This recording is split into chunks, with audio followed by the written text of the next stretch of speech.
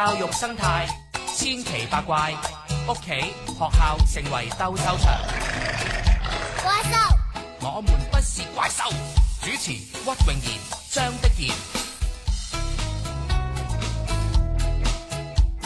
屈穎妍你好啊！你好，張璧賢。哇，我哋咧即係爹哋媽咪啦，而家日理萬機啦。就算你即係屋企做全職媽媽咧，我見到好多朋友咧，其實我都覺得佢好偉大嘅，即係本來可以即係做高薪厚職，咁佢就係即係而家做全職媽媽咧。佢話辛苦過返工嘅。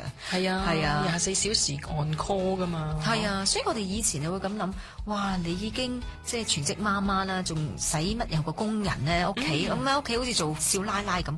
其實我諗你都可以平反下。係啊，當然啦，係啊，因為我屋企都係有個外傭嘅。咁但係有時即係可能而家同以前嗰個世代唔同，即係我哋成日會覺得點解以前啲阿媽一個湊幾個喺屋企？咁係咯，洗埋衫煮埋飯，係咯，係咪啊？點解會哇？而家你哋湊一個，有啲人湊一個，可能一個全職媽媽湊一個 BB 都要有個工人喎，係咪誇張咗啲咧？咁但係其實唔係，我覺得以前你又即係你自己啲細路仔啲嘢食啲落地下都揦嚟食噶嘛，係咪？係咯。而家我哋話揾即係掉咗不特止咧，仲要揾啲咩1:99就洗乾淨咁，咁其實成個環境又唔同咗啦。咁同埋小朋友佢哋嗰個成長呢度多咗好多嘢。以前小學生咁其實佢翻咗學之後放咗學翻嚟就冇乜嘢噶啦。咁但係而家唔係嘅，可能佢要去課外活動啦，又要去邊度啦，去嗰度啦。話咁阿媽如果帶咗佢去課外活動嘅話，屋企咪冇人煮飯咯。係啊，有啲嘢係同以前真係唔同咗，即係工人嘅存在真係有佢嘅價值嘅。係啊，冇錯。而家嗰啲課外活動好多時都係即係放咗學之後嘅活動嚟㗎嘛。去到7、8點咁啊死啦！係啦，又冇校車喎。係啊，你唔好講到話7、8點啊，可能你係本來放3點，而家佢係4點半啫。你都要諗下，究竟我哋又未放工，邊個接嘅小朋友？咁所以其實家傭咧，即係對於我哋香港嘅即係家庭嚟講，真係我覺得都好多時要配備翻個工人喺屋企啊。所以問題就係出咗嚟啦，即係以前我哋睇粵語長片咧，即係嗰啲黃曼梨嗰啲年代啦，唔知你有冇睇過啊？嚇，咁啊通常講嗰啲問題就係嗰啲婆媳問題嘅。喺香港一個家庭入邊咧，最主要就係婆媳問題。但係而家我發覺咧，基本上我哋冇乜呢啲婆媳問題出現嘅，都唔係一齊住，係啦。係啦，通常都係一講咧坐埋一齊咧，就係講緊你同家傭嘅問題。係，所以我哋呢個節目咧做咗差唔多3年啦，我哋一直咧都好想講家傭嘅問題，但係唔知即係從何入手。咁但係咧，事實上即係家傭嘅問題咧，就困擾咗我哋好多嘅家庭嘅。好似我哋即係坐埋咧，我見到就算坐埋又好，你話WhatsApp 又好，好多時候咧就啲人咧就會係投訴佢姐姐嚇。咁啊唔知點解喎？有啲人咧一講到姐姐咧，好似by default佢多數係唔好嘅。而我話都唔係啊，其實我屋企嘅姐姐都唔錯㗎，10幾年㗎啦。咁有啲人咁講，即係做咗好耐㗎啦，都好錫小朋友啦。咁佢就覺得你好彩嘅，你好彩就話俾你聽，其實家傭唔係好嘢嚟嘅。係啊，好似咧難過中6合彩嘅難度指數咧，請到好家傭其實咧即係難度非常之高嘅。咁但係即係我哋一直都相信咧，你對人好，即係人對你好。咁但係即係除此之外，溝通係咪都係好緊要咧？即係好多時候係咪我哋一開始個頭 set 錯咗，咁所以咧就萬劫不復咧？其實我哋都可以揾一啲嘅專業人士咧，即係俾下啲意見俾我哋嘅喎嚇。咁而我哋今日咧就請嚟啦，哇！呢一個嘉賓咧，佢係外傭中介方面咧做咗好多年㗎啦，係啊，幾廿年㗎啦，幾年㗎啦，係啊，所以佢即係見盡好多古靈精怪嘅僱主，亦都好多古靈精怪嘅家傭。係啦，咁亦都帶咗2個好乖喎，呢2個家傭啊，即係上嚟咧同我哋傾下偈嘅。咁一個呢就係嚟自印尼嘅，另外一個呢就係嚟自緬甸嘅嚇。咁樣我哋咧就聽完鬼故之後呢，就會係請嚟3位嘅朋友咧上嚟同我哋講下我哋屋企嘅好幫手家傭嘅。怪獸城市傳奇，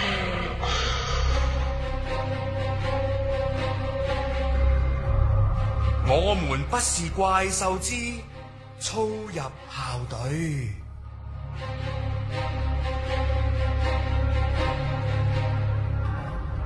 新學期開始咗冇幾耐，學生同老師都要重新過翻有規律嘅生活啦。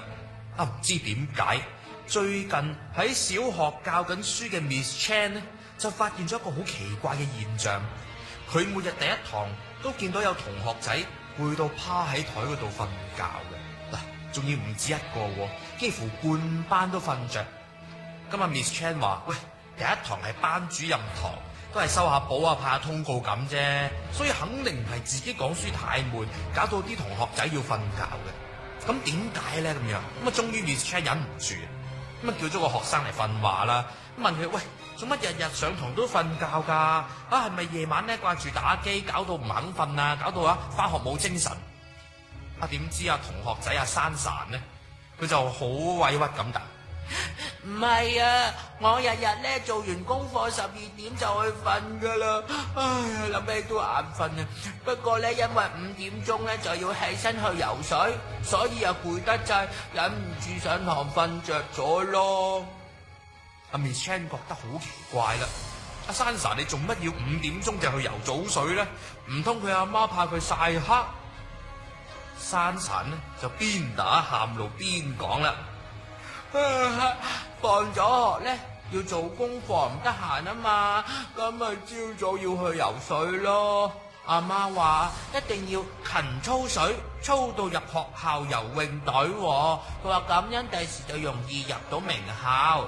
唔止我啊，我知道咧，仲有陳小明啊，佢要起身咧練呢一個乒乓波啦。阿張志強啊要練跑步啦，咁樣黃玲玲咧又要咧去練中國舞喎。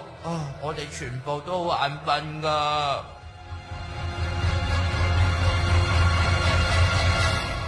嗱，好似剛才嘅鬼故咧，即係你講到好似好誇張，5點鐘起身去游水咧。其實我諗喺你學校咧，都梗係揾到幾個係咁樣嘅喎。係啊，有時唔好話小學，頭先你個鬼故嗰啲係小朋友啊，細啲啦咁。咁但係其實去到中學都係嘅。有時咧，我有時夜晚黑，譬如我去街同啲朋友食完飯，好似夜晚成10點鐘啦。咁我翻屋企嘅時候，見到有啲中學生仲着住個校服喺街度行嘅，即係可能佢哋啱啱補完習啊，或者係啱啱唔知去完搞完啲咩，參加完啲咩活動啊咁其實真係嘅，啲小朋友真係忙得好緊要啊！而家係啊，咁我以前即係仲未生小朋友嘅時候，就聽到有啲嘅同事話，哇，要帶個小朋友翻內地打乒乓波，要操波。我就話深圳打㗎嘛，係咪屋企樓下咪得咯？因為咁緊要啊，即係真係要過關咁去操波咧，去練波咧咁。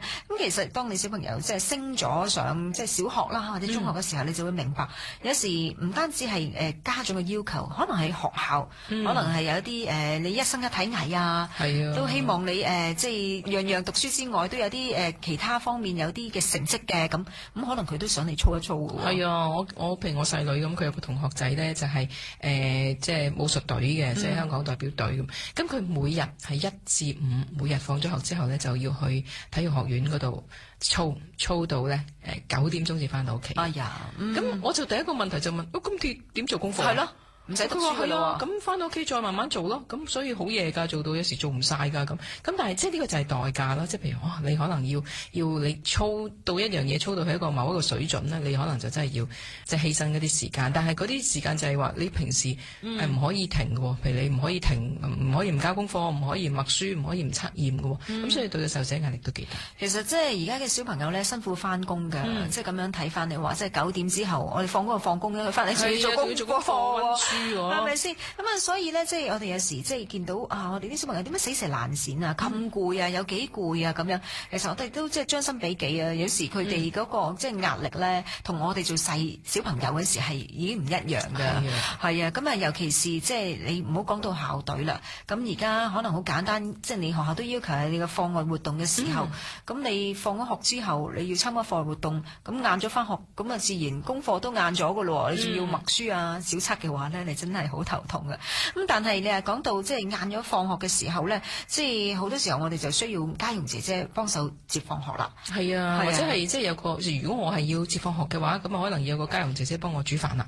冇錯，即係你一個人分身不下㗎啦。喺嗰段時間，你又要煮飯，又要洗碗，又要湊放學嘅時候。咁所以咧，我都有啲朋友就話：咦，我諗住呢一個嘅課外活動喺佢啲功課堂，即係功課輔導堂嗰度上嘅喎。原來仲有個 extra 嘅堂係要放學上，咁而冇校巴嘅話，咁我就寧願唔上啦。咁樣有時可能真係要犧牲啊，取捨啦。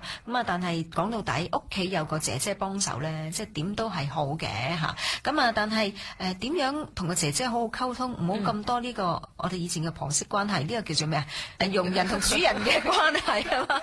即係好啲咧，咁我哋即係揾一啲有經驗嘅人士同我哋傾下偈啊！咁佢就係林淑玲 Anita 嘅，咁佢仲有兩位姐姐阿 Ali 同埋阿 Wing 咧，同我哋傾偈嘅。早排咧有一次落大雨啦，我喺間學校門口咧遇到咁樣嘅風景啊！有一位比個外傭高半個頭嘅大男孩，佢匿咗喺把大遮下邊，舉遮嘅當然就係弱小嘅外傭啦。佢係咁樣揸住把遮咧，係咁追住呢個小主人後邊跑。啊！見到呢個場面，我心諗，其實咁高大，點解唔自己擔遮呢？或者係點解你唔幫別人擔遮呢？喺父母嘅心態嚟講，可能會覺得外傭梗係請翻嚟服侍小朋友噶啦。但其實當個細路仔慢慢長大，我就唔係咁諗啦。換個角度諗，不如試下用個外傭嚟到訓練小朋友嘅成長啊！其實我屋企嘅外傭呢係一個語言盲嚟嘅。點樣語言盲法呢？好多印傭呢嚟到香港可能3-4個月呢已經識得睇廣東話嘅電視劇啦。我個外傭呢嚟咗4年啦，佢而家仲係講緊啲單字啊，腦裏邊嘅中文詞彙呢就淨係得顏色，所以佢形容所有嘅嘢呢都係用顏色嚟到俾我哋靠估嘅。譬如佢會話今晚不如食紫色嗰啲啊，咁聽得多幾次，我哋知道佢講緊茄子。有時候佢會同我講：阿太太，嗰個咩橙色嗰個嘢咧唔見咗啊！咁你就有排估啦，究竟橙色唔見咗嗰個係乜嘢呢？佢嘅不足呢，我哋全家人都知道噶啦。所以呢，有時如果係得佢同埋啲小朋友出去食飯，我就會交俾小朋友一個責任，就同佢講話啦，你幫我睇住佢啊！於是出去出邊食飯呢，通常呢幫外傭睇餐牌啦、點餸啦，都係我啲女幫佢做嘅。3個女其實而家都長到好似同個外傭差唔多高噶啦。外傭姐姐甚至話呢：哎呀，大家姐呢啲咁嘅年紀呢，我哋印尼就嫁得人噶啦咁。有時我心諗，我哋又唔係啲咩大戶人家，唔可以好似即係請個印傭翻嚟，就會好似一個奴婢咁樣跟住啲小朋友後邊，大家平起平坐，你照顧我，我照顧你，其實都係一種教育。最近呢，我印傭呢就買咗部智能電話，我個女就開始做個小老師呢，幫佢 download 啲 apps 啦，教佢點樣用啦。有時呢，之前呢，就我女又幫佢開咗個 Facebook account 啦，跟住呢，就帶佢走去呢個網絡嘅大世界。有時呢，佢又唔識嘢啦，咁於是就亂咁喺個 Facebook 度 at 咗好多唔識嘅朋友。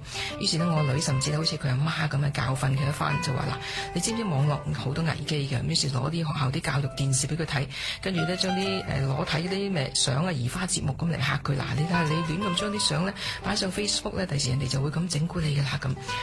有一次呢，去路過公園，有個陌生嘅男人呢，就走嚟同我個印傭搭訕喎，話佢：哎呀，你好靚女啊你！咁啊，印傭不如有詐咁啊，同佢猛傾啦。結局呢，原來拉走佢嘅竟然係我神勇嘅女啊！我覺得我個女好似佢阿媽。有時候睇住佢哋小主僕交換咗位置呢，其實我都覺得係睇住個細路仔成長嘅。好多人都話：工人請翻嚟梗係我哋用噶啦。其實對於呢個用字，我覺得你可以轉換下方式。如果用得其法，有時可能會阻礙咗呢個小朋友成長，係害咗佢而唔係用啊。所以有時候當小朋友細嘅時候，你真係可以揾個外傭嚟幫你手去照顧小朋友。但係如果你個小朋友已經係牛高馬大，但係你仲需要一個外傭去幫你打理家務嘅時候，不妨諗一諗，我哋係咪可以改變一下呢種單向嘅主僕關係，變成另一個俾小朋友學習待人嘅好時機呢？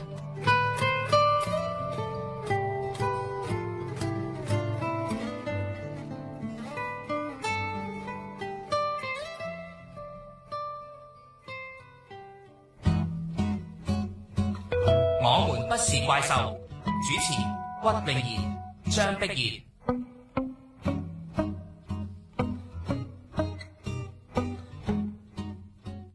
你好啊，張碧然，我哋咧其實節目咧都做咗，哇，都好幾年啦嚇，咁啊，但係咧我哋一直咧都想講呢個題目，係就係講外傭啊，係啊，同我哋息息相關，係啊，即係尤其是你有一個新生命嚟到呢一個嘅世界嚇，咁我哋一定會係即係配翻一個外傭，係幫手，好似而家變咗一個定律咁啊，因為大部分嘅媽咪都翻工，係啊，咁都需要有人幫手照顧小朋友啦。咁而家可能未必一定係同老爺奶奶啊。啊，同爸爸媽媽一齊住啊，咁所以即係外傭好似即係成為咗我哋一個家庭嘅一部分。但係又愛之餘又恨啦，好多時候唔知點解啲糾紛呢，就係經常呢，就係同屋企嘅傭人相處，可能係唔係咁協調啦，又好似大家即係幾個媽媽齊飯後呢，都會係講下自己嘅外傭一啲唔好嘅地方。成日覺得以前嗰個年代呢，我哋就有個婆媳嘅問題，而家個年代呢，就係變咗係僱主同埋僱傭之間嗰個即係外傭嘅問題。但係將心比己嘅時候，我諗翻可能我哋屋企嘅姐姐逢親禮拜日呢，都係講翻我哋僱主嘅問題。係啊。咁啊，其實係咪中間溝通係有問題？其實大家可以更加和諧地相處咧。咁我哋今日咧即係揾嚟一位嘉賓咧，話有成30年嘅呢一個外傭中介經驗嘅阿林淑玲 Anita 咧，同埋兩位姐姐上嚟同我哋傾偈。你好 Anita。你好，你好。各位聽眾你好，早晨，我係 Anita。哇，30年啊，即係你都好有先見之明，或者30年已經諗住我哋香港嘅家庭真係要即係必備一位姐姐喺屋企嘅係嘛？係嘅，係好需要嘅，因為個個都係職業婦女啊嘛。係啊，咁但係即係我哋咁，我自己都試過即係請過幾個外傭啦。我諗大部分嘅家庭或者啲媽媽爸爸啦，最擔心就係話當有 BB 出世嘅時候，我哋就要揀一個外傭啦。咁啊諗你有30幾年經驗，即係識得點樣去選擇。但係我哋通常大部分都係第一次嘅喎，即係好多家庭都係第一次揀嘅。咁啊點樣去選擇一個真係因為以後要同你一齊相處嘅一個外傭咁？咁就你要考慮下你自己prefer 個工人係用咩語言溝通咯。咁如果譬如你屋企係有老人家嘅，當然你係要傍住嘅，咁你梗係揾一個係識講中文、識講中文廣東話嘅印傭，而佢係有興趣，唔驚湊 BB 嘅咁樣咯。即係其實唔驚湊 BB，唔係多數呢啲姐姐嚟香港都係湊 BB 嘅咩？唔係嘅，有啲湊老人家，有啲湊老人家啦，有啲係淨係中意湊細路哥。咁其實唔同嘅外傭角色咧，佢哋自己都有自己心目中嘅要求，只不過 A 準就話俾僱主揀咗之後，佢嚟到先睇下啱唔啱就換個第二個咁樣揀。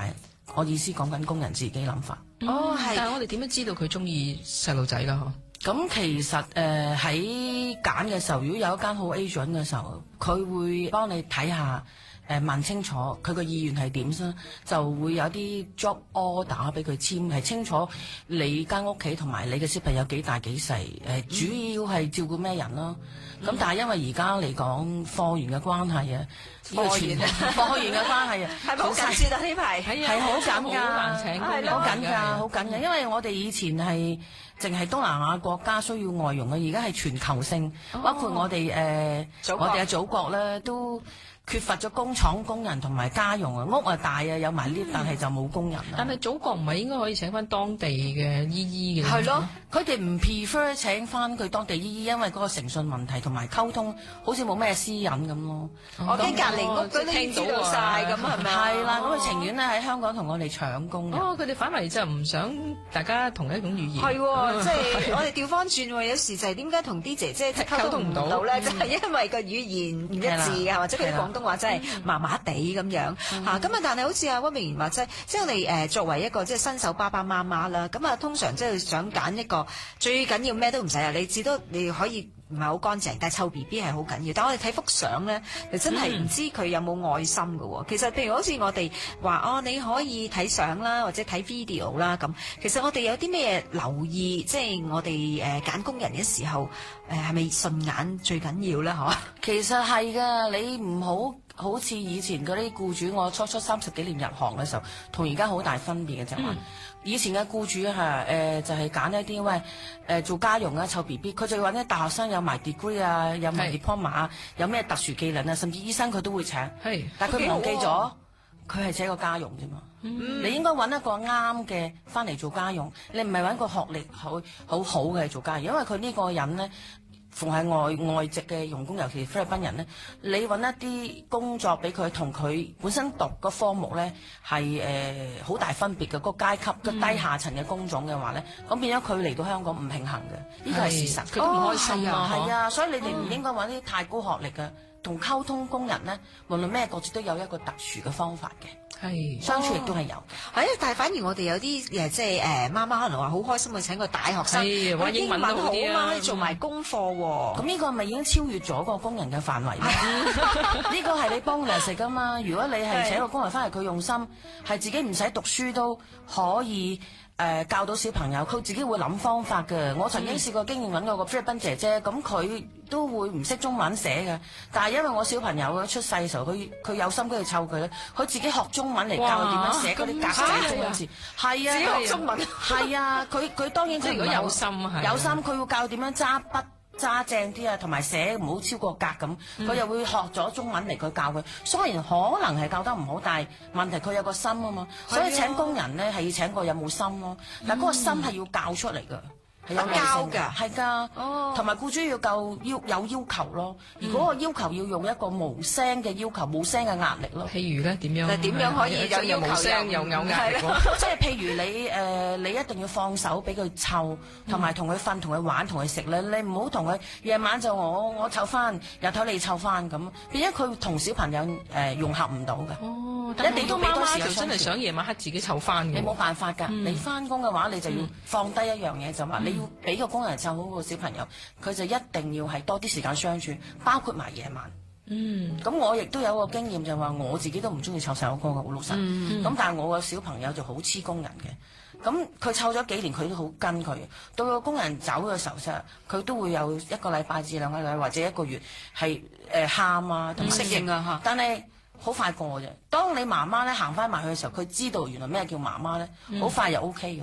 係，但係有啲媽咪咧就唔抵得頸啊！哇，我生你生得咁辛苦，係陣痛咗咁耐，你竟然就跟咗個姐姐咁，所以從呢個嘅僱主嘅角度又好正常喎。我放完工翻嚟，梗係想攬住個小朋友，但係我譬如喺其他方面可以補償翻俾個姐姐，等佢又唔好似即係覺得我同你好疏離，你都係朝頭早照顧咋咁樣咧嚇？唔可以咯，人嘅感情咧唔可以咩時段就放幾多，咩時段放幾多。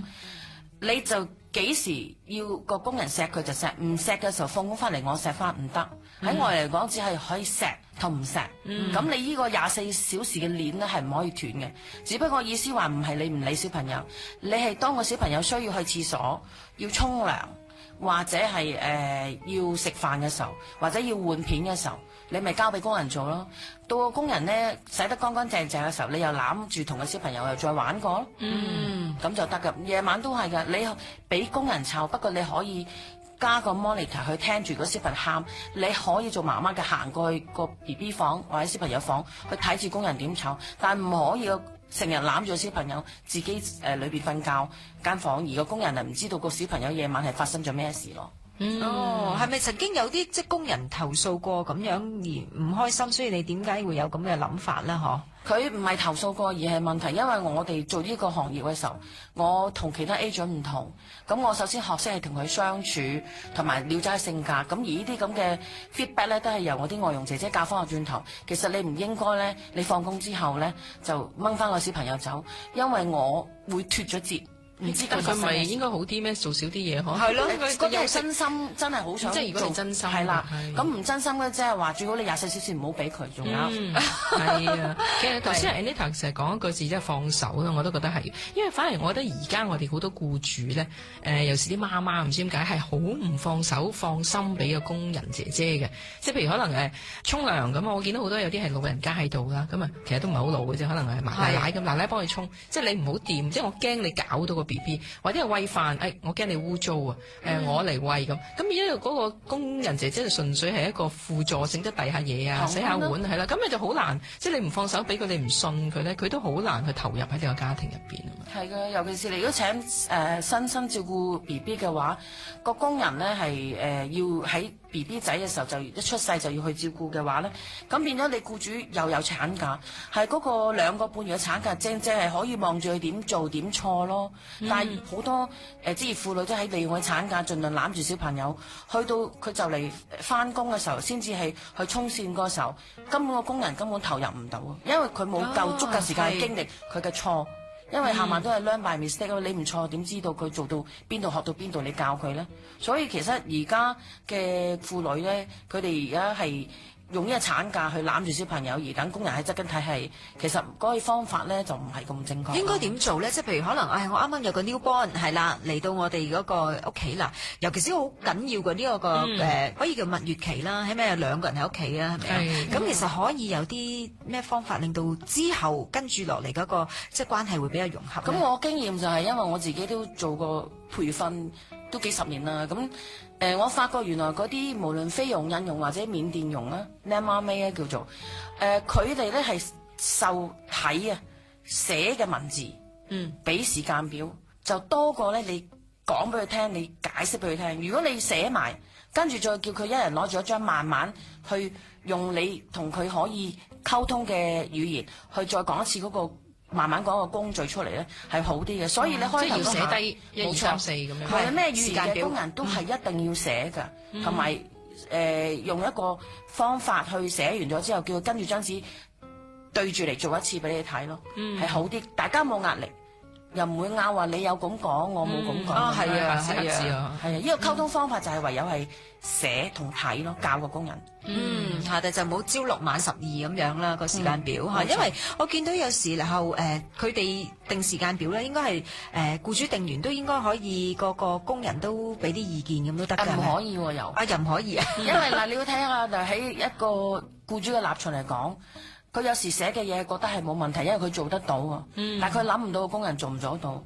同樣你問翻個工人嘅時候，如果你俾佢意見，佢亦都會話聽，我係工人你好似問得太多喎。咁你點樣攞到個平衡點啫？攞唔到嘅。你唯有寫完出嚟，慢慢觀察佢，某一啲嘢係好似係偏咗時間太多啦，佢係特別可以快手做完，你再慢慢再調節咯。只不過嗰個時間表去再轉嘅時候呢，就係可能你要俾佢行2個禮拜或者1個月，喺出糧嘅時候。就同佢講呢個舊嘅時間表，呢個新嘅時間表，俾佢 review 一次，大家再商量下先再行就 OK 㗎啦。就唔好下下就徵詢個工人嘅意見，因為佢嘅意見俾你，如果佢同你講我唔中意，我中意8點鐘起身，我唔慣。咁唔通你推佢咩？係喎，你要諗過唔好推，咁你就寫咗出嚟行住嚟觀察住先。係啊，即係我哋應該係觀察，即係譬如發覺，咦佢原來燙唔掂啲衫喎，燙唔晒咁多喎，可能就我哋減少啲衫，可能有啲唔使燙啦，或者係即係淨係做呢一份啦，咁即係我哋要去自己去調節係嘛？即係由我哋觀察去調節嗰個時間表。係。咁啊，但係即係對於我哋新手媽媽嚟講啦，咁我哋初頭揾個姐姐都。有好多嘢考量嘅，除咗佢係咪有經驗去湊個 newborn 之外咧，好多時候就係佢嚟自咩國籍會比較可能好啲咧？究竟揀菲傭姐姐好啲啊？即係你係印尼姐姐好啲啊？而家仲有其他選擇啦，緬甸啊等等咁樣。咁其實以你咁多年嘅經驗嚟講，湊新生 BB 嚟講，係邊個國籍會比較好啲咧？如果我嚟講教過咁多嘅外籍家庭傭工，我覺得 newborn 我自己對菲律賓工人係姐姐咧係會比較信心大啲咯，因為佢喺睇方面啊、理解方面啊，同埋啲 common sense 係明顯係超越過呢2位國籍嘅姐姐嘅，因為讀書多咗。係又或者可能唔同國籍嘅姐姐有啲咩優點或者我哋叫我哋要留意啲嘅地方咧咁。我哋聽完首歌翻嚟咧，就繼續咧同阿 Anita 同埋2位姐姐傾偈嘅。咁我今日咧就問阿 Anita 究竟有啲咩歌你想聽㗎？佢話得㗎啦。阿 Jam 嘅就得㗎啦，因為有啲意思嘅喎，係咪啊？係啊，因為我女咧Leslie Chan 咧係阿 Jam 嘅擁躉嚟嘅，咁所以我做媽媽一定會支持佢，我都中意埋阿 Jam 嘅，咁所以阿 Jam 嘅歌我隻我都中意。我們不是怪獸，主持屈穎妍、張碧賢。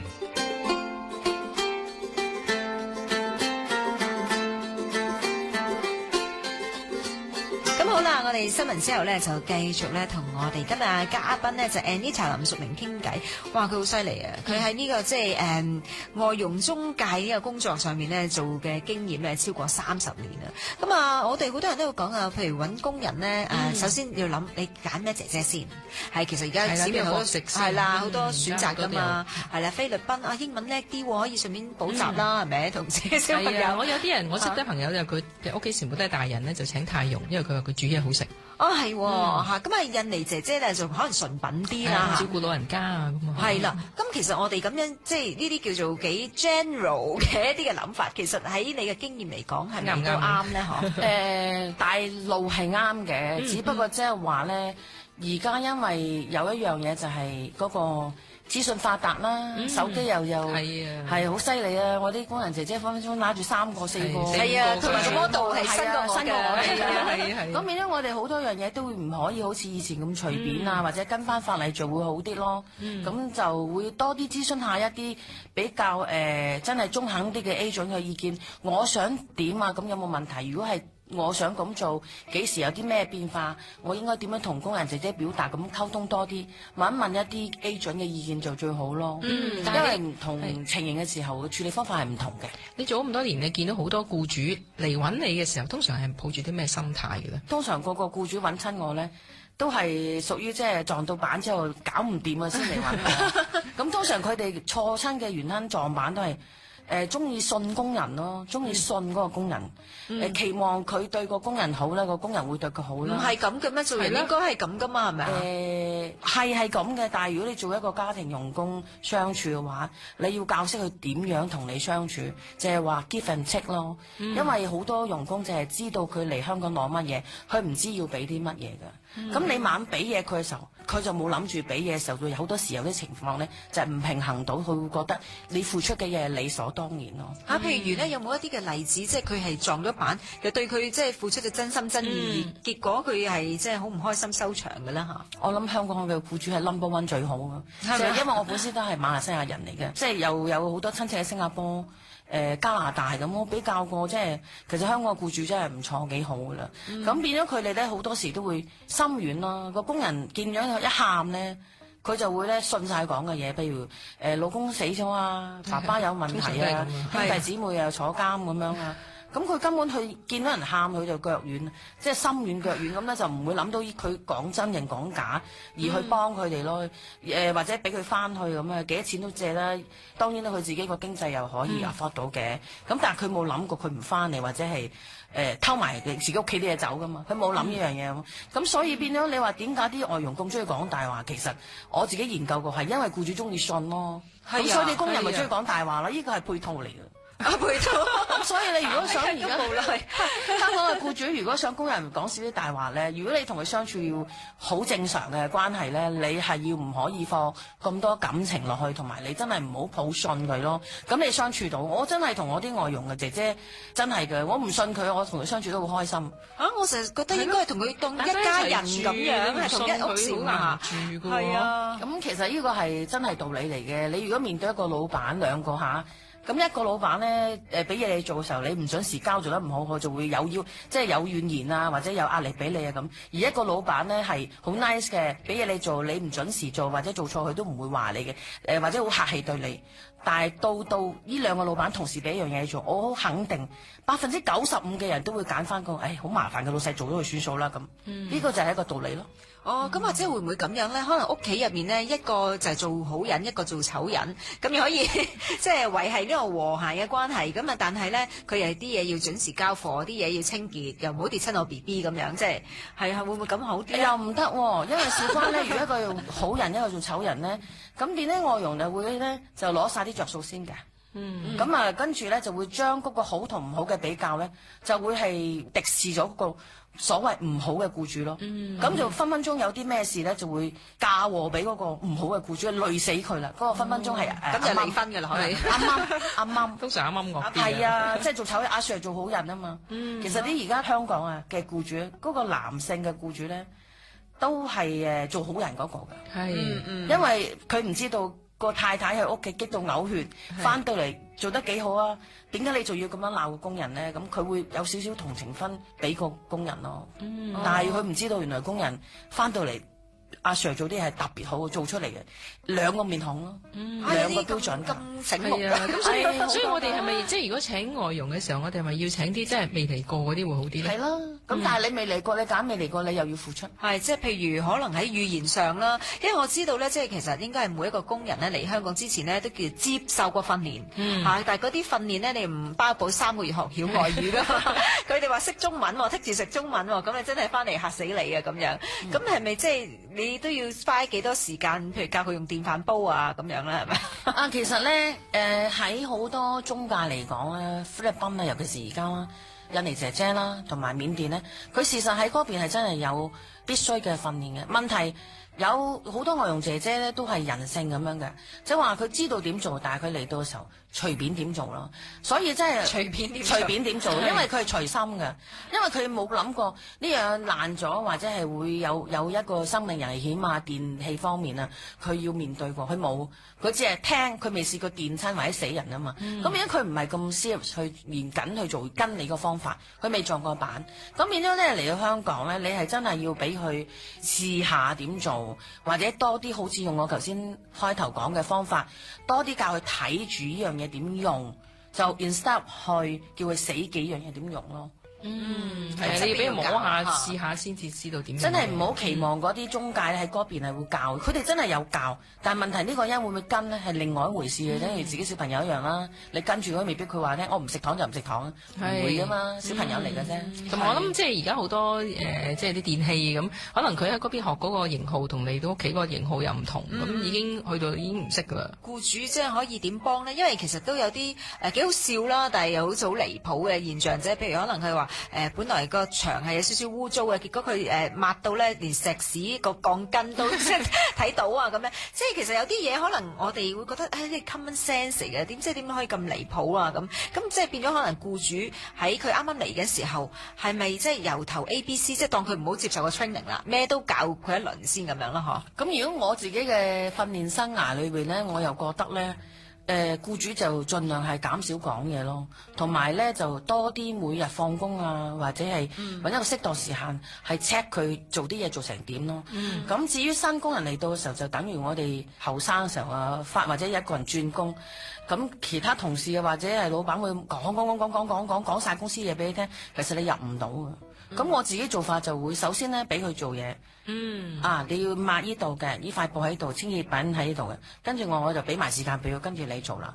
咁我側跟咧就會行過立一立，睇下佢做嘢咧做成點，邊樣係強項，邊樣係弱項，我再慢慢去揾一個時間，佢唔使做嘢，大家坐喺度傾偈嘅時候，用一個包裝嘅 comments 俾佢。咩叫包裝？就係話等佢入耳啲就係你有咩做得好啊，姐姐咁樣，等佢迷頭聽完咗之後，跟住不過你有啲嘢就唔好咁樣，咁佢就入耳咯。係咁啊！但係有啲咧就係譬如派一個卧底，嗰個可能係你嘅阿媽啦，或者係奶奶啦，咁咧係啦 hold 住佢。但我反而又發覺好多時候咧，就係啲老人家同嗰啲即係外傭唔夾喎。咁你又點睇呢？呢個情況？老人家咧係有兩種問題嘅，即係話好偏激嘅就係一係就你要諗到我點做，你識㗎啦咁樣。第二種就係唔使你做啦，我做晒佢。好啦，咁啊跟住如果多數嘅老人家就會揀咧，我做下去，我嗌得嚟，你唔明或者已經嗌得嚟一蚊個啦。係啊，咁變咗個工人咧就變咗眼睇到一個老人家就變咗做佢嘅工人。咁佢冇嘢做啦，咁佢坐喺度，因為工人有個特性，佢冇就唔會坐喺度嘅，佢會悶咧就會搞嘢，但係佢中意搞嘢嘅時候咧，因為你又凍住喺度望住佢喎，佢會覺得好困擾咯。我好悶啊，啲時間又唔知點打發，你又凍咗喺度望住我，變咗我咧就好辛苦咯，度日如年。咁所以就會覺得個腦裏邊呢個係我嘅敵人嚟嘅，就佢成日望住我，等我冇自由，好辛苦，咪唞唔到氣咁咯。咁其實真係工人嚟到咧，係應該俾佢做多啲咯。而老人家跟咧係信得過嘅，不過佢做埋咯。係，多唔多呢一啲咁嘅糾紛咧？你哋見到好多嘅，因為有老人家嘅原因咧，所以如果我啲客人咧，我都會同佢講，你第一個睺嘅係老人家，看住佢隻手，睺住個老人家，係啊，睺住老人家隻手，就係只係望住個工人點做，就唔係去叫個老人家教佢，其實老人家教唔到乜嘢嘅，係望嘅啫，溝通反而同埋時間表係最緊要。係咁啊！但係咧，即係我唔知點解咧，我都好慶幸我個姐姐都做得好好啦。但係好似好多人都話你好彩嘅啫。其實請工人真係哇，見到佢咧炒到咧，真係好緊要嘅喎。有啲真係幾個月又話轉一個工人啊咁樣。其實你又覺得嗱，你又要及住佢做得好唔好？有時你覺得係都要俾時間咯。我已經及咗成半年都好似唔好啦，係咪要炒咧咁樣？你又點睇咧？你要睇一個工人咧，其實頭3個月足夠去睇，但係你要有個方法程序去俾佢做嘢。跟翻正常個方法之後去觀察佢啦。咁通常咧，如果個工人咧嚟到時候，食得好、瞓得好咧，就自然咧就會慢慢又會肥啲啊、紅潤啲。見到你會識笑嗰啲，咪叫做 OK 咯。3個月就睇到噶啦。係，佢一定要投入咗，佢要習慣先。咁所以其實要炒唔炒個工人咧，喺頭1-2個月唔可以定案咯。3個月你可以望翻成個程序你就知，因為工人姐姐咧，佢第1個、第2個月咧，佢日日做嘅嘢都會唔記得嘅。其實佢係入緊嘢，佢未入穩啫。到第3個月佢就入穩咗噶啦，入穩咗你就知道究竟佢得唔得噶啦。即係俾少少時間，唔好話一個禮拜唔掂啊！真係唔得啦，唔得啦，頂佢唔順啦咁啊，係嘛？係啦，即係3個月都見到佢面色唔紅潤咧，咁就即係炒得啦，係咪咁？係咪意思？我自己咧就會都有試過炒過啲工人姐姐，但係我其他因為我屋企都幾大下嘅，咁變咗即係話好多時做落嗰啲人咧，見我明知佢錯噶啦，我仲笑人好佢好多嘅話，又有做錯嘢，我又唔會點樣話佢咧。咁我啲外傭姐姐就會講，佢就快死啦。點解啊？因為我又唔係話好中意咧，係唔中意就即刻炒咗佢，因為我又覺得好唔值咯，對我哋作為僱主嚟講，又攞獎金又攞獎品又可以轉工咯，咁。點解唔由我自己控制？我幾時要佢失蹤呢？點解要搏一聲大家撐到咁行？我又冇人用，話要嘥錢，而佢離開咗之後，我就要頂埋佢一份呢？通常我要炒嘅人我都特別好笑容，因為我由我去揀時間，幾時你離開，唔係由你揀時間，中意幾時離開咯。咦？咁你會係點樣揀時間呢？即係佢要去到忍無可忍？我唔忍人㗎，我去到呢某個點嘅時候到訂啦，佢做唔到㗎啦。咁我就自己掉頭揾定人，到新人嚟到時候，啱好我就會走噶啦。即係最好有個新人嚟先。如果唔係，其實都係自己舐晒氣咁。係舐氣㗎，你哋唔好去到最後頂唔順啊！即係有你冇我，最多同你死過啲咁嘅情況之下，唔好，因為事關你咁樣炒咗去，到第二日你瞓醒，你就要面對好多問題，就係冇工人用，你啲手工冇人湊，老人家冇人照顧，好多問題發生，你又好多會要開，又要出 trip，嗰啲嘢就係第二日炒完嘅嚟嘅嘢，或者你就會捉阿老爺奶奶幫手，真係佢哋都未必一定support 到你噶嘛，所以你哋炒人嘅時候係唔好去到咁頂榜嚟炒嘅，即係你應該係清靜啲。你好想炒佢咧，你好火滾嘅時候，你就飲杯水入房諗一晚，安排晒啲嘢，人哋應承咗你之後，你先再算。通常炒係同自殺係一個秒嘅啫嘛，一樣㗎咋，有杯水 OK 㗎啦。即係呢個即係炒嘅學問咧，我今日都即係唔該晒 Anita 啦。咁啊，我諗對於好多嘅即係收音機旁邊嘅聽眾嚟講，可能哇真係都忍咗好耐啦。究竟炒唔炒好嘅時候咧，其實都已經聽阿 Anita 講，之前應該多啲部署先嗬。咁啊，今日咧即係哇緩和呢個緊張氣氛咧，同我哋揀嚟一首歌曲 Unchained Melody， 好耐冇聽過嚇。係啊，我好中意呢首歌嘅。咁呢個咧係送俾我 husband 嘅，係叫做 Patrick Chan。我們不是怪獸，主持屈穎妍、張碧然。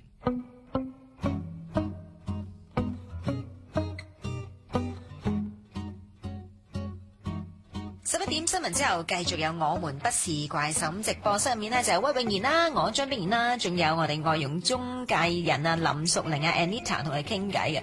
哇，真係一個好大嘅學問啊！就係要炒工人呢，都要炒到咪咪笑嘅。咁啊，但係其實咧心入邊呢，就真係早有準備嘅。如果唔係咧，真係喎，好似 Anita 話齋，其實你氣嗰個係自己僱主。係啊，唔好去到即係忍無可忍嗰個階段。咁啊，但係好啦，唔好講到即係炒咁嚴重啦。咁啊，其實有時我哋尤其是時一個新生命嚟到我哋嘅屋企，我哋嘅小朋友係湊得好唔好咧？其實先係我哋最着緊嘅地方。但係我哋工又要翻，究竟佢即係會唔會我哋翻個工嘅時候，我哋好衰有時諗啊，會唔會虐待？覺得人哋會虐待你嘅係咪？虐待呢個細路仔係咪？或者係唔知俾咗咩佢食啊？係啊，有時有啲家長可能佢又唔想擺個攝錄機喺度，即係又唔想去到咁樣個關係，即係話我影住你咁樣，又唔想咁樣。咁我哋有啲咩要注意咧？係咪？係咯。咁咧，我小朋友出世嘅時候咧，因為我就又學識去點樣去remote control 啲工人，因為我都要翻工，咁我就用一個表格，咁裏邊表格我已經寫晒咧，我個初生 BB 佢應該幾鐘餵奶啊，有晒 schedule 係幾多安啊，寫晒 schedule 喺度啊，幾時要量體温，咁每日應該係要飲幾多水，幾鐘飲，所有啲樽啊奶樽同埋水樽咧，我都會唔準霎，咁就放埋一個盒嗰度，等我翻嚟咧就睇住個表點做先嘅。我點啱數我先至俾佢霎嘅，即係真係飲咗啦咁啊。係啦，咁第二樣嘢我會做嘅就係啲片我都唔會抌嘅，我要睇下數下佢究竟同我換咗幾多張片啊。即係自己真係要 check 個過目㗎，咁嗰啲片咧就會揾個桶裝住佢，我逐塊片。咁呢個就係我頭先開頭講嘅無形壓力啦。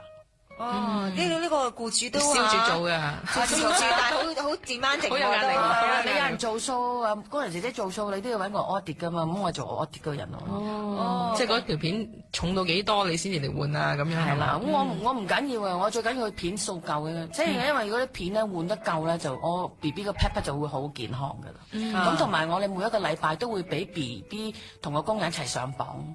由佢自己寫低究竟個工人係經過佢一手一腳籌，唔係經過第二個手啊，係重咗幾多磅？真係無形壓力喎！就係咁，你第一個工人做咗幾耐啊？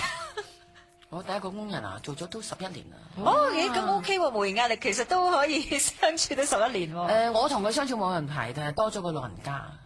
所以你話要係望住老人家隻手係咪啊？佢太叻啦！我啲外傭喺姐姐咧，我唔教佢哋其他外語咧，廣東話嗰啲，嗰個係賓妹姐姐，佢自己學識廣東話，同我老爺嗌交。係要揾翻適當嘅語言去嗌交。係啦，咁變咗相處就唔好啦，唔開心，我夾咗喺中間，無奈我就放咗佢手咯。係。咁啊，其實即係都係一個學問嚟嘅。可能我都係做到一個好平衡嘅僱主，咁但係點樣可以即係一個始終其實我有時將心比己啊，佢都離鄉別井，又嗰啲小朋友，佢嘅小朋友喺嗰邊，又走過嚟你老遠地方照顧你嘅小朋友，咁啊令到佢起碼你話都有少少距離嘅，但係都不至於太疏離，一種一家人嘅感覺。你可以點樣幫佢即係營造一個和諧嘅氣氛咧？喺成家入面，工人嚟到係揾錢嘅啫，咁佢個腦子裏邊開頭嚟到係真係好掛屋企嘅。你點樣令到佢唔掛屋企？就係憑一個工作嗰個節奏啊，同埋壓力咧，令到佢忘記同埋放低佢思鄉嘅情緒嘅啫。呢個係唯一可以幫到佢。至於你話對佢好啲啊，或者係關心佢咧，呢啲揀日子啊，唔好日日都對佢好。咁工人，我覺得即係外傭嚟到香港，我問過我啲工人姐姐，其實你一年有幾日對佢好就得㗎。情人節，佢嘅生日2月14啊，都係。係啊，佢嘅生日同埋聖誕節，送一啲小禮物係佢必須，即係譬如佢啲毛巾或者拖鞋爛咗，俾嗰啲得㗎啦，就冇一啲即係錢現金嘅獎賞，或者係一啲珠寶首飾嘅物質上面嘅嘢咯。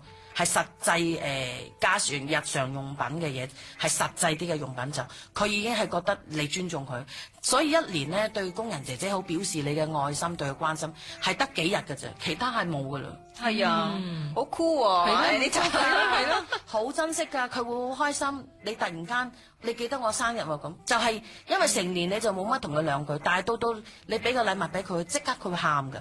因為佢會珍惜，因為你少俾啊嘛，所以我話我好錫工人，我都會鬥翻一個節日嘅時候係去表示我對佢嘅謝意嘅。但我諗好多人真係，即係譬如我自己都係，我就做唔出，因為我日日都要同佢相處啊嘛，即係我已經當佢係一個家庭嘅一份子，即係你好難會，即係雖然係嗰個角色係我係老細，咁但係因為始終一家人嘅人咪翻緊工咁，譬如你食完飯咁大家冇嘢做，咁你眼望我眼，咁又唔知做乜嘢好，咁即係好難太過惡啊，或者太過即係分開個份啊，你時篤眼篤鼻咁。係啦，係我唔係叫你惡，只不過咧你哋做落咗之後咧，工人會似熟賣熟嘅，你最好由開頭開下咧，你就要保持距離好啲嘅。只係用節日去表示你嘅謝就夠噶啦。因為如果你太熟咧，你會咧行過界你唔知，跟住佢你行過界錫佢多啲冇問題。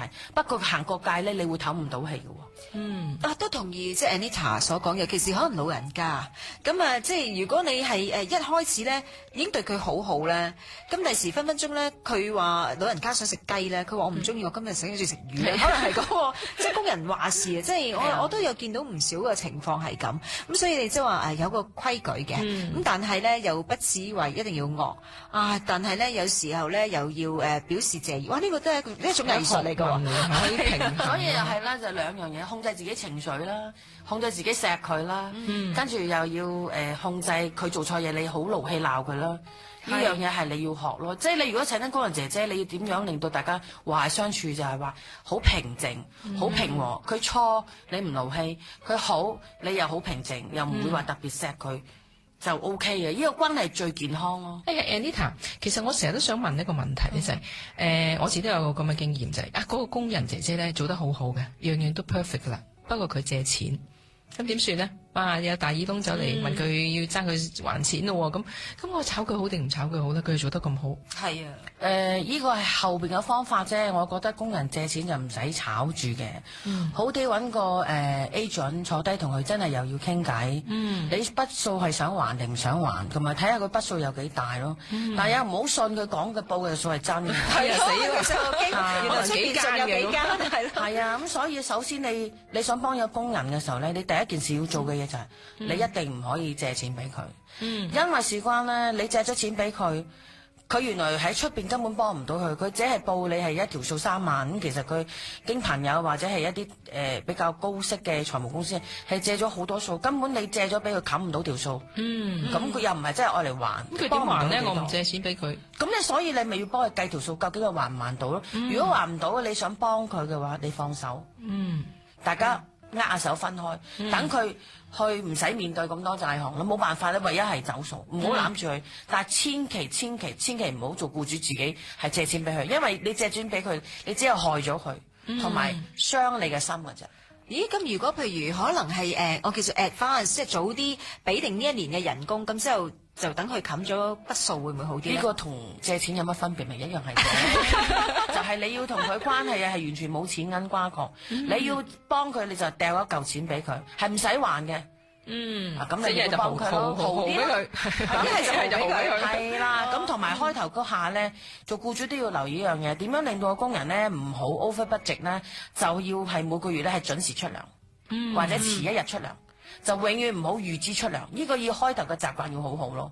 亦都唔好信工人。如果譬如個工人有啲屋企有咩問題，係啊，通常有時嘅話咧，做手術啦咁。你問 agent 教你點樣借財務啦，由財務去睇住佢條數，好過你自己睇住佢，因為你借咗佢錢之後咧，佢一樣會同財務借，變咗兩條數加埋一齊係還唔到㗎。財務就會知道佢有一個信貸嘅一個 association 去 check 佢嗰個信貸嗰個額係幾多，但係你冇本事㗎嘛，咁所以你就唔好再同佢有好多私人嘅債項，你淨係叫佢教佢借，自己揾擔保人。咁你同佢嘅關係仲會反而仲係好啲咯。即係如果佢屋企又要做手術啊，死人冧樓，你就寧願叫佢去揾財務公司，或者你號俾佢都得。係啊，你唔使還。好啦，今日我哋嘅嘉賓咧 Anita 咧就同我哋講咗呢個同外傭相處嘅藝術啦。咁啊，但係我哋有時即係反翻轉頭嚟諗，究竟外傭又係咪覺得咁樣先至即係一個好嘅工作，或者呢個僱主咁先至好咧？咁我哋都要問下當事人啊。係啊，係咪啊？咁又揾嚟咧，即係兩位嘅姐姐啦，就係阿 Lee 同埋阿 Win 嚇，佢哋分別係嚟自印尼同埋緬甸嘅咁。咁啊，即係我哋好多時候都覺得我哋對個工人唔錯噶啦。咁但係可能佢未必心領，我覺得可能呢個應份，好似啱啱 Anita 話齋係咪？你對佢好慣咁。咁啊，其實喺你心目中，阿 Lee 咧嚟咗香港6年啦，係咪？係啊。嚇，咁你做過幾多個屋企啊？一個屋企咯。都係一個哦同一個 contract 嘅。係啊嚇，咁即係嗱，即係做得好啦即係做得好啦，係啦你做得好，同埋可能你都覺得嗰個僱主都唔錯啦好好咯，係啊。好好嚇，咁你覺得其實作為你嘅僱主，或者可能你同你其他姐姐傾偈，點為之好啦？係啊，佢好喺邊呢？個僱主好咧，因為有些僱主咧，譬如我哋有做錯嘢咧，佢哋又唔講出嚟啦，淨係又可能發脾氣啦，或者點樣。咁又好嗰啲僱主咧，如果我哋做錯嘢咧，可以話我哋咯。啊，即係起碼講翻俾你聽做係啊係啊，所以我錯啲乜。哋知道我哋做錯啲乜邊度做錯嘢咁樣咯，係啊，嗰啲好啲，因為。但係有時其他工人都會諗住我僱主成日鬧我啦，可能佢哋唔接受呢啲嘢啦。如果我知嘅咧，我當嗰個僱主好好咧，如果我做錯嘢，佢可以話我哋咯。話你鬧你得唔得啊？可以，但係唔係鬧好細力咁樣啦。即係嗱，有時係啊可能人都係有情緒啦，係咯係係啊係啊但係好過啲即係話唔知發生咩事，一日俾人成日發脾氣炒咁啊，係咪啊？係啊係啊，咁多數僱主會同我哋講係咪啊？係啊，我唔要你，因為可能我哋做唔到啦，或因為我哋個溝通唔到啦嗰啲嘢咯。係啊，你嗰個係湊 BB 定係湊唔係老人家？我全部大人㗎，嗰個小朋友大個，跟住有提提先生。哦，即係已經大個㗎啦，係。咁啊，但係咧，我哋有時都覺得好奇怪，可能諗住，哎呀，印尼呢啲都係好即係好慘嘅國家嚟嘅，咁所以好似啱啱 Anita 所講，屋企成日好多事故㗎，係陣間又要離婚啊，陣間又有邊個過咗身啊咁樣。其實會唔會都幾多即係印尼姐講大話，定係其實真係好有嘅，真係咁慘嘅咧？嗬？有，我自己都有。譬如我哋僱主叫我，譬如你做嗰啲，可能我唔記得，但我都可能因為我驚，我講唔到啦嚇，咁我會講大話我買咗，譬如咁樣啦。咁僱主話你係咪買咗？咁點解我睇到好污糟嘅？咁因為我驚住我驚咧，跟住我會講事實咯。都唔知頭先我講大話。係啊，咁我哋都會有嘅。人之常情嚟嘅。係啊係啊。係係咁，但係譬如你自己見到你自己嘅身邊嘅印尼工人姐姐啦，佢會唔會有時可能香港有啲僱主真係會虐待佢哋啊，或者係真係對佢哋好差，環境唔係幾好啊？咁有嘅，佢哋有同我講係咁樣，可能唔係好多咯。僱主咁樣對工人咧，都係睇嗰個工人點樣對僱主咯。係啊，如果個工人對僱主好好，咁僱主都會對工人好好咯。我自己係咁樣嘅。係咯。係啊，因為如果工人唔好，咁僱主都可能話我同呢個工人做嘢唔舒服或者點樣，因為佢都對我唔好咁樣。係啊，其實係啊即係大家好嚟好去最好係啊，啦，睇嗰個工人先點樣對嗰個僱主啦。咁你自己點樣去即係令到自己我唔好成日掛住屋企咧？即係你離開咗屋企咁多年喎，你自己都有冇小朋友啊？嗰邊喺邊度？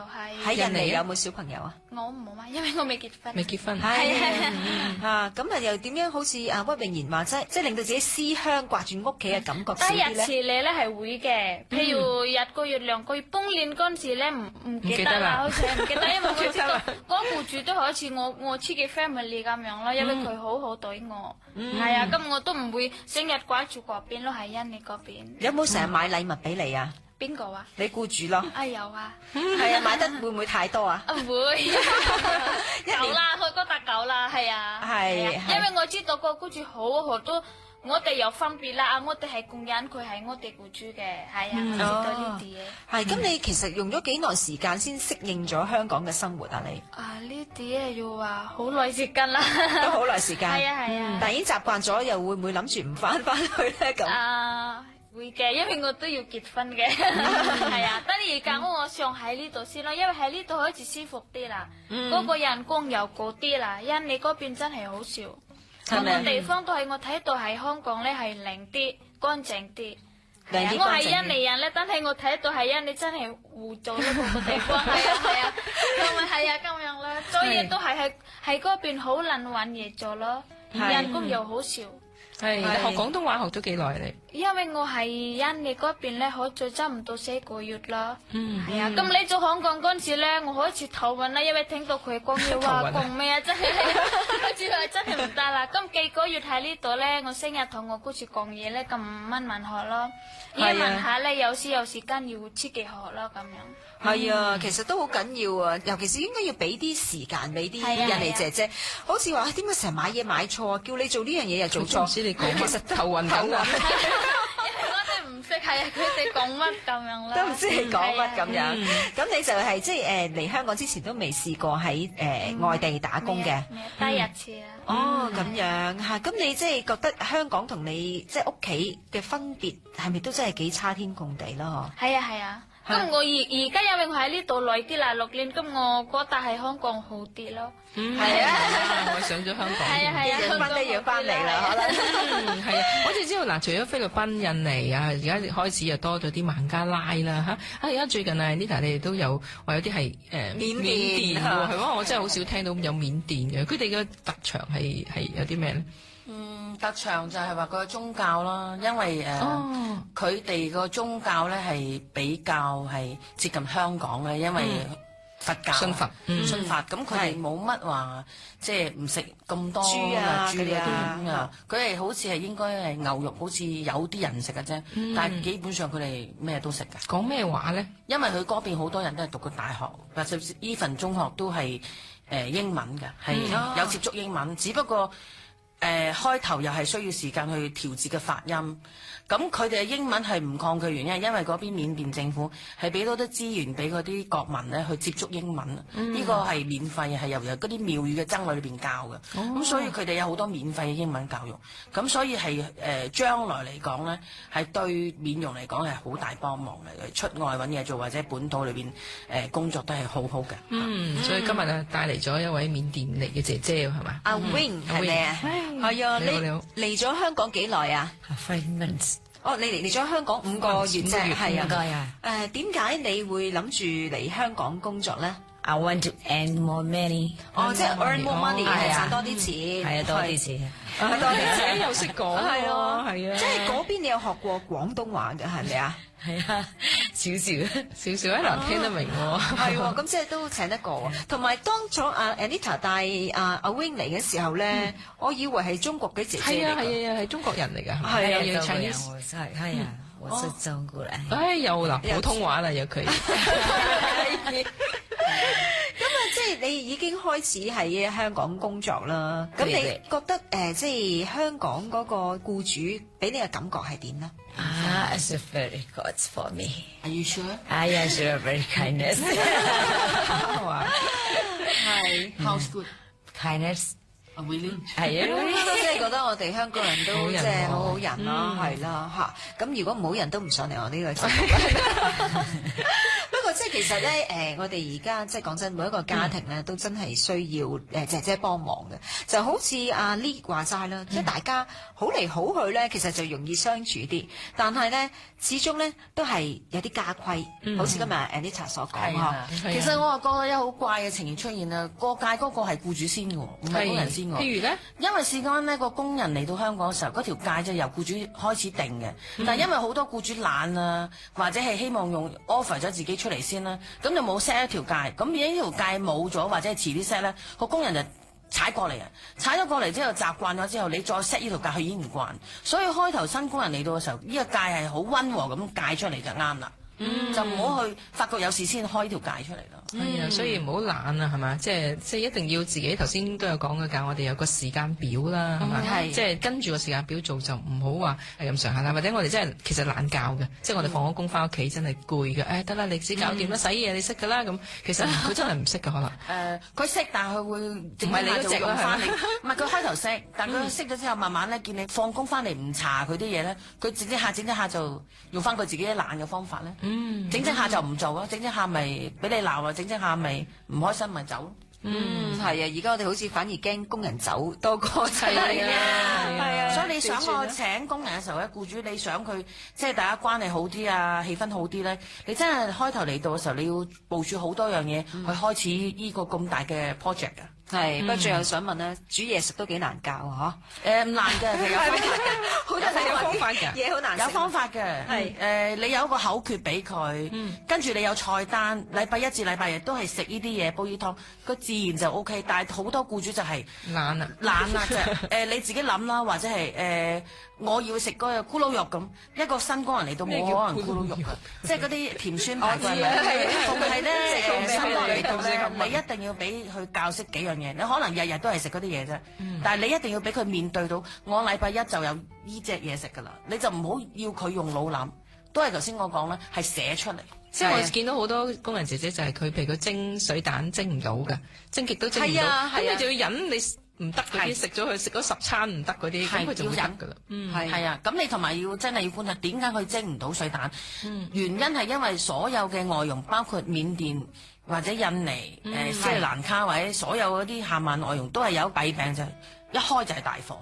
哦，係啊，一開就大火。你留意啊，一落嘅油就係好多啊，好多油落㗎。你炸咁樣係啦，你要戒咗佢啲壞習慣先。係啊。哦，哇！呢一個真係要30年，做咗30年先知道啊！撞板撞得多嘛，就知㗎啦。開大火咁啊！阿莉，你而家煮嘢，你自己覺得好冇味啊？OK 啦。下次去你僱主屋企度試下你手勢啊！咁啊，今個晚上咧就唔該晒係咁多位啦 ，Anita 啦、阿莉同埋阿 Wing。